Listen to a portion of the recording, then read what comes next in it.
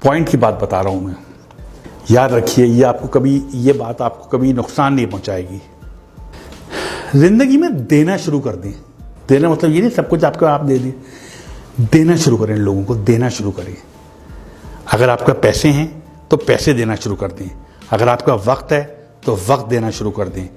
अगर आप अच्छी बात समझते हैं तो किसी को मशवरा देना शुरू कर दें।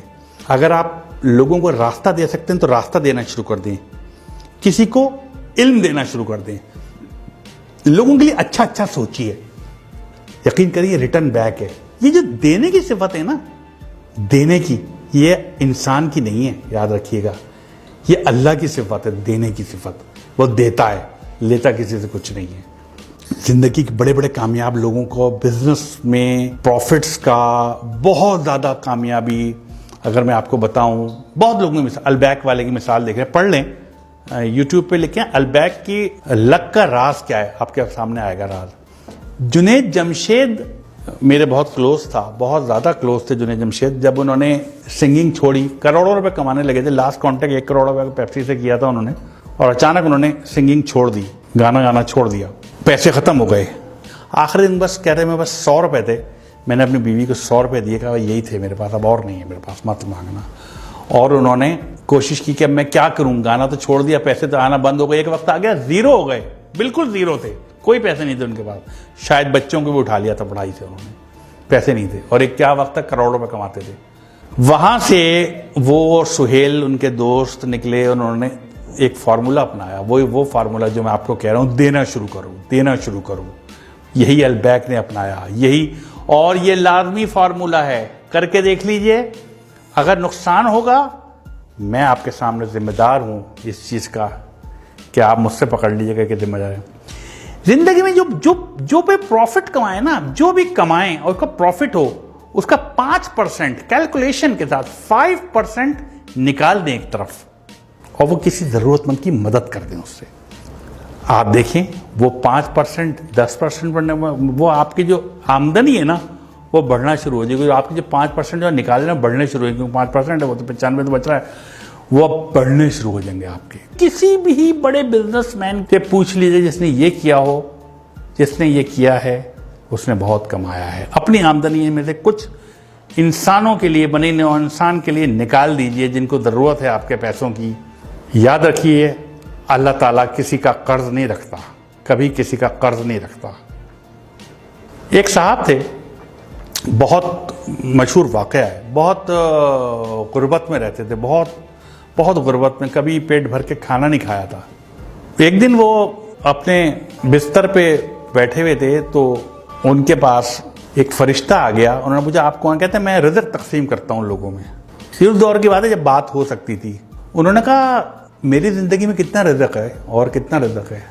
उसने कहा तुम्हारी ज़िंदगी में सिर्फ 10 रोटियाँ हैं बस। अब पूरी ज़िंदगी अब 10 रोटियाँ हैं, तुम्हारा रिज़्क़ इसके बाद नहीं है। उसने कहा क्या आप वो 10 रोटियाँ मुझे दे सकते हैं इकट्ठी? मैंने कभी 10 रोटियाँ इकट्ठी नहीं देखी, मुझे तो कभी 1 रोटी पूरी नहीं मिली।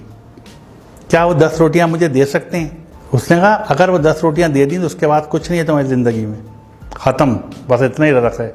उसने कहा मुझे दे दें, मैं जानूँ मेरा काम जाने, मैं आखिरी ख्वाहिश पूरी हो जाएगी मेरा रोटियाँ। उन्होंने 10 रोटियाँ दे दी और चले गए सोच के कि अब कुछ दिन बाद इनका इंतकाल हो जाएगा, कुछ भी नहीं बचेगा इनके पास। चंद माह बाद एक दफ़ा गुजर रहे थे वहाँ से वो, उन्होंने सोचा कि मैं इसका हाल देखूँ कि वो अब तक तो मर गया होगा। उन्होंने देखा तो उसके घर के बाहर लोगों का जमे गफ़ीर था, लोग खाने खा रहे थे और देगें चढ़ी हुई थी और वो भी खा रहे थे और लोग भी खा रहे थे, आ रहे थे और जा रहे थे, खाना चल रहे थे। उन्होंने बहुत हैरत हुई इस बात पे, इनकी ज़िंदगी आखिरी 10 रोटियाँ थी, इस बात को महीने गुजर गए और आज इतना लोग खा रहा है। उन्हें हैरत, उनसे पूछा कि भाई तुम्हें तो 10 रोटियाँ ज़िंदगी में आखिरी थी, ये रिज़्क़ कहाँ से आ गया?